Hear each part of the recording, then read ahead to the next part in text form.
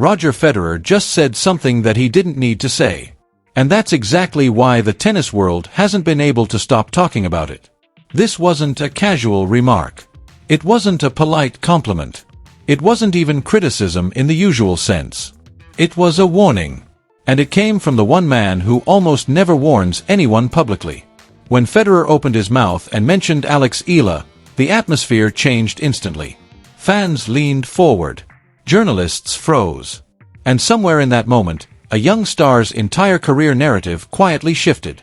Because when Roger Federer speaks with concern instead of admiration, it means something deeper is happening beneath the surface. Something the public was never meant to see. It all unfolded in Basel, a city that knows Federer better than any other. The press conference was routine, predictable, almost boring. Questions about the future of tennis, about emerging talent, about how the game is evolving. Federer answered calmly, smiling the way he always does, giving thoughtful but safe responses. Then someone asked about the next generation of women's tennis. A harmless question. Or so it seemed. Federer paused. Not the polite pause he uses to find the right words, but a heavier one. A pause that felt loaded. When he finally spoke, he didn't list names. He didn't hype prospects. Instead, he narrowed in on one player. Alex Ela. And the way he said her name instantly told everyone this wasn't going to be business as usual. She's incredibly talented, Federer said. That part felt normal. Expected. But then his tone shifted. His voice dropped slightly, and his expression changed in a way cameras don't usually catch unless something real is happening. But I sometimes wonder if she's still playing her own game. That sentence landed like a shockwave. The room went quiet. Not the polite kind of quiet, but the uncomfortable kind. The kind where journalists stop typing and start looking at each other. Because everyone understood what he was implying, even though he hadn't explained anything yet. Federer continued, carefully, but with intention. He talked about young players being surrounded too early. About how success attracts systems, sponsors, federations, expectations. And then he said the line that changed everything. Sometimes the people meant to protect players end up controlling them. And I've heard things about Alex's situation that worry me. He didn't explain what he'd heard. He didn't give details. He didn't name anyone. He didn't have to. The implication was more powerful than any accusation. Roger Federer, the symbol of restraint and respect, had just publicly suggested that something wasn't right behind the scenes of one of tennis's brightest young stars. Within minutes, the press conference moved on, but the damage, or the revelation depending on how you see it, was already done. The clip spread faster than anyone could contain it. Social media ignited. Headlines exploded. And a question began circulating everywhere, quietly at first, then louder by the hour. What exactly is happening to Alex Ela? To understand why Federer's words hit so hard, you have to understand who Alex Ela is and what she represents. She isn't just another promising junior who turned pro. She is a symbol. A first. A national hope carried on one teenager's shoulders. When she won the US Open girls singles title in 2022, it wasn't just a trophy. It was history. The Philippines had never seen anything like it. Overnight, Alex Ela became more than a player. She became proof that a country without a strong tennis tradition could still produce a champion. And with that proof came expectations that no teenager should ever have to carry alone. Born in 2005, Ela's talent was obvious early. Too obvious to ignore. Her family made a decision that would change everything. At just 11 years old, she left home and moved to Spain to train at the Rafa Nadal Academy. Think about that for a moment. 11 years old. Different country. Different language. Different culture. While most kids were learning how to be kids, Alex was learning how to be a professional. Grinding on clay courts. Training like her future depended on it. Because in many ways it did. The academy refined her game. The wins followed. The rankings climbed. And the spotlight grew brighter with every step. By the time she reached her mid-teens, Alex Ela wasn't just a player with potential. She was a brand in the making. Sponsors noticed. Media attention followed. The Philippine Tennis Federation invested heavily. Every move was monitored. Every result analyzed. Every loss questioned. From the outside, it looked like a dream path. World-class training. Global exposure. National support. But inside that dream was a pressure cooker. Because Alex wasn't just playing tennis anymore.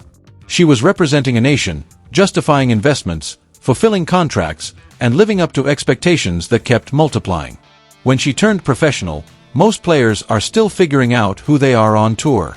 Alex already had a full ecosystem around her. Agents, sponsors, federation officials, coaches rotating in and out, schedules packed tightly, public appearances woven between tournaments. There was little room for mistakes and even less room for personal choice. Insiders began whispering. Nothing concrete. Just patterns. Coaching changes that didn't quite make sense. Tournament schedules that seemed aggressive for someone so young. Obligations that appeared to prioritize exposure over development. These whispers never reached the mainstream. Until Federer spoke. Because Federer has seen this story before. He's watched young talents rise too fast and burn out just as quickly. He's seen careers damaged not by injuries, but by loss of control. And when he looked at Alex Ela, he didn't just see talent. He saw warning signs. That's why his comment mattered. Not because it accused, but because it confirmed that something many suspected might actually be real. And once that door was opened, there was no closing it again. The internet did what it always does. It split. Some fans immediately defended Alex, saying she was fine, that Federer had no right to speculate. Others defended Federer, pointing out that he rarely speaks without reason. Analysts began digging. Old interviews, match schedules, coaching timelines. Patterns started to emerge. Not conclusions. Patterns. Enough to make people uncomfortable. Enough to make one thing clear. This wasn't just gossip anymore. This was a conversation tennis wasn't ready for but couldn't avoid. And the most telling part of all? Alex Ela said nothing. No statement. No clarification. No denial. Just silence. A silence that only made Federer's words echo louder. Because when a story this big meets silence, it stops being about speculation and starts being about power. And that's where things were about to get much more complicated. Once Roger Federer's words escaped into the world, there was no controlling the reaction. The tennis universe didn't just discuss them, it dissected them.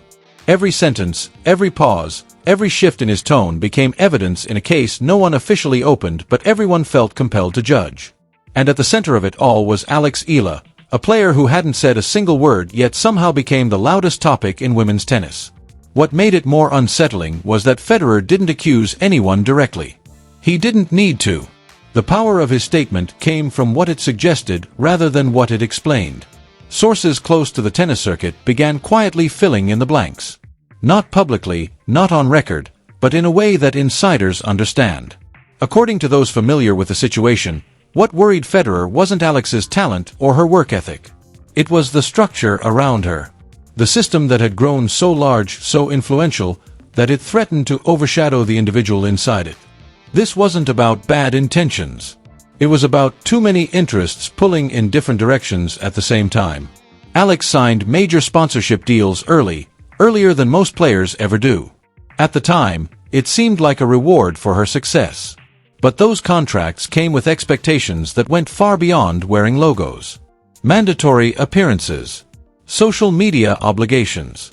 Strategic tournament selections designed to maximize visibility rather than development. Each commitment made sense on its own. Together, they formed a schedule so dense that rest became a luxury instead of a necessity. She wasn't just preparing for matches. She was performing a role. Then there was the federation's involvement. The Philippine Tennis Association had poured resources into Alex's journey. Training support. Travel funding. National promotion. On paper, it was support. In reality, it also meant responsibility. Alex wasn't just representing herself anymore. She was carrying the success of a program, a narrative, a national investment that needed results to justify its existence. Every match became bigger than a match. Every loss became a problem that needed explaining. The coaching carousel raised even more questions. Multiple coaching changes in a relatively short span of time. Official explanations always sounded reasonable. Looking for the right fit. Adjusting strategy. Exploring new directions. But people inside the game noticed a pattern. Coaches who emphasized patience, long-term development, and rest didn't seem to last. Those who pushed back against overloaded schedules quietly disappeared. It sent a message that didn't need to be spoken out loud. The system wasn't built for resistance. This was the part that likely triggered Federer's concern. He had lived the opposite reality. A career where he gradually built control, learned to listen to his body, and made decisions that extended his longevity. He knew what happens when young players lose agency too early. He'd seen it destroy promising careers long before injuries ever could. When he said he was worried, it wasn't speculation. It was recognition. As the debate grew, backlash followed. Filipino fans rallied fiercely around Alex. To them, Federer's comment felt like an attack. Like an outsider questioning something deeply personal and national. Social media flooded with posts defending her team, her federation, her sponsors. She's fine. She's winning. She doesn't need saving. Many felt Federer had crossed a line by publicly questioning a situation he wasn't directly involved in. But on the other side, analysts and former players began pointing out something uncomfortable. Federer rarely comments on individual situations. When he does, it's usually measured, safe, and supportive. The fact that he chose to voice concern, without being asked directly about Alex, suggested this wasn't a passing thought. It was something that had been building in his mind. Online forums turned into investigation hubs. Fans broke down Alex's tournament schedule month by month. The gaps were minimal. Recovery time was limited. Travel demands were relentless. When compared to other players of her age, the contrast was striking. She was being pushed like a seasoned professional while still developing physically and mentally. The numbers didn't lie, even if no one wanted to say what they meant. Women's tennis forums widened the discussion beyond Alex Ela. This wasn't an isolated case. It was part of a larger pattern. Young female players being marketed aggressively before they've fully matured. Their image polished, their narrative controlled, their schedule optimized for exposure rather than sustainability. The sport celebrates their rise but rarely prepares for the cost of it. Mental health became an unavoidable part of the conversation. Fans referenced Naomi Osaka's struggles, Simona Halep's battles, other players who had spoken openly about burnout, anxiety, and the weight of constant scrutiny. The difference with Alex was her age and her silence. She hadn't spoken about pressure. She hadn't complained. She hadn't pushed back publicly. And that silence became the most troubling detail of all. Because silence in a situation like this can mean many things. It can mean everything is fine.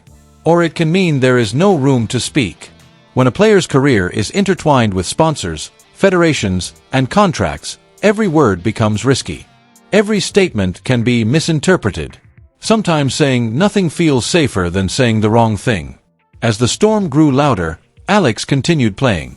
She showed up to tournaments. She smiled for cameras. She answered questions carefully, saying just enough to say nothing at all. To casual fans, it looked normal. To those paying attention, something felt different. There was a guardedness in her tone, a precision in her answers that suggested careful management. Not authenticity, but caution. Federer, meanwhile, stayed silent. He didn't clarify his statement. He didn't soften it. He didn't defend it either. He let it exist on its own. That silence was interpreted in two ways. Some saw it as irresponsible, a powerful figure dropping a grenade and walking away. Others saw it as intentional, a way of forcing the conversation without dominating it. The tennis world was now stuck with a question it couldn't easily answer. Where does support end and control begin? At what point does investment turn into ownership?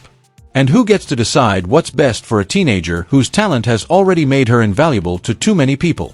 This wasn't just about Alex Ela anymore. It was about a system that rewards early success without always protecting the people who achieve it. A system that moves fast, profits faster, and asks questions later.